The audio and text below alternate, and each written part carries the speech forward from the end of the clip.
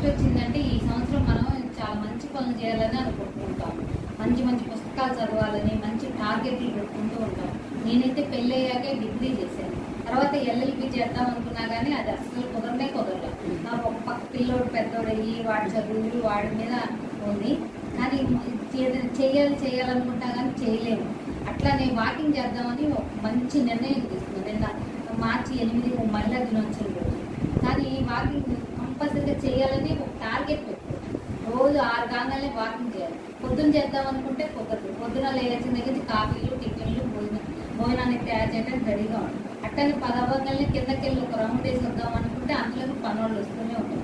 వాళ్ళు వెళ్ళిపోయేసరికి 12 అవుతుంది. 12ంటికి ఇంకా ఎండ రానే వస్తుంది కుదరదు. ఇంకా సాయంత్రం 5ంటికి మళ్ళీ మా అబ్బాయి షటిల్కి వెళ్ళేవాడు ఉంటాడు. వాడు షటిల్కి వెళ్ళాలంటే మా ఆయన బయటకు వెళ్తారు. ఇంకా మిగతా ఇంట్లో మళ్ళీ సాయంత్రానికి ఏం కావాలో వండుకోవాలి, అవన్నీ చేసుకోవాలి కదా.